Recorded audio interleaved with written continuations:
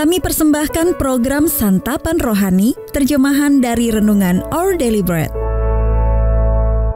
Untuk menerima notifikasi video baru kami, silakan tekan tombol subscribe dan tanda lonceng di bawah ini.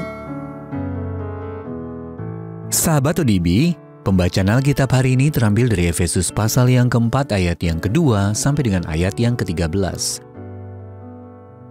Efesus pasal yang keempat ayat yang kedua sampai dengan ayat yang ke-13. Hendaklah kamu selalu rendah hati, lemah lembut, dan sabar. Tunjukkanlah kasihmu dalam hal saling membantu. Dan berusahalah memelihara kesatuan roh oleh ikatan damai sejahtera. Satu tubuh dan satu roh, sebagaimana kamu telah dipanggil kepada satu pengharapan yang terkandung dalam panggilanmu. Satu Tuhan, satu iman, satu baptisan. Satu Allah dan Bapa dari semua, Allah yang di atas semua dan oleh semua dan di dalam semua. Tetapi kepada kita masing-masing telah dianugerahkan kasih karunia menurut ukuran pemberian Kristus. Itulah sebabnya kata Nas, tatkala ia naik ke tempat tinggi, ia membawa tawanan-tawanan. Ia memberikan pemberian-pemberian kepada manusia. Bukankah ia telah naik, berarti bahwa ia juga telah turun ke bagian bumi yang paling bawah? Ia yang telah turun, ia juga yang telah naik jauh lebih tinggi daripada semua langit untuk memenuhkan segala sesuatu.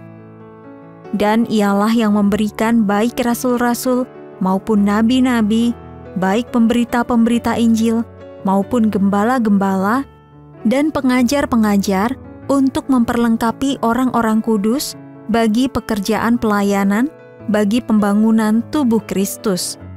Sampai kita semua telah mencapai kesatuan iman dan pengetahuan yang benar tentang anak Allah, kedewasaan penuh dan tingkat pertumbuhan yang sesuai dengan kepenuhan Kristus. Ayat emas renungan hari ini terambil dari Efesus pasal yang keempat ayat yang kedua. Hendaklah kamu selalu rendah hati, lemah lembut dan sabar. Tunjukkanlah kasihmu dalam hal saling membantu. Renungan hari ini berjudul Kiasan tentang Pernikahan, ditulis oleh Sheridan Fauci. Sahabat ODB, setelah 22 tahun hidup bersama, saya terkadang heran bagaimana pernikahan saya dan Merin dapat berjalan. Saya penulis, Merin ahli statistik. Saya bekerja dengan kata, ia bekerja dengan angka. Saya menginginkan keindahan, ia menginginkan fungsi. Dunia kami berbeda. Merin selalu tiba lebih awal, saya kadang-kadang terlambat. Saya suka mencoba menu baru, tetapi ia selalu memesan yang itu-itu saja. Setelah 20 menit di galeri seni, saya baru mulai bersemangat, sementara Merin sudah berada di kafe, bertanya-tanya kapan saya akan selesai. Kami saling memberi banyak kesempatan untuk belajar bersabar. Namun kami juga memiliki kesamaan, selera humor yang sama, kesenangan melancong, dan kesamaan iman yang mendorong kami berdoa ketika dihadapkan pada banyak pilihan dan kompromi yang dibutuhkan. Dengan dasar kesamaan ini, perbedaan-perbedaan kami justru mendatangkan kebaikan. Merin menolong saya bersikap lebih santai, sementara saya membantunya lebih disiplin. Mengelola perbedaan telah membuat kami menjadi lebih baik. Rasul Paulus menggunakan pernikahan sebagai kiasan untuk gereja. Efesus pasal yang kelima, ayat yang ke-21 sampai dengan ayat yang ke-33. Dan itu bukan tanpa alasan. Seperti halnya pernikahan, gereja menyatukan orang-orang yang sangat berbeda, dan kita perlu mengembangkan kerendahan hati dan kesabaran serta menunjukkan kasih kita dalam hal saling membantu. Selain itu, seperti dalam pernikahan, dasar iman yang sama dan kerelaan melayani satu sama lain akan menolong gereja mengalami kesatuan dan bertumbuh dewasa.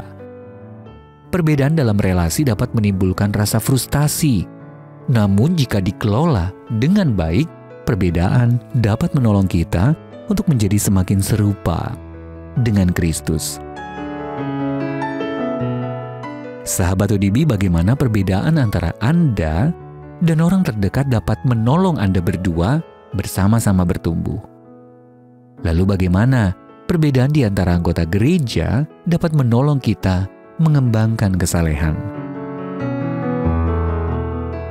Ya Bapa, pakailah perbedaan yang ada untuk mendewasakan kami. Our Daily Bread Ministry.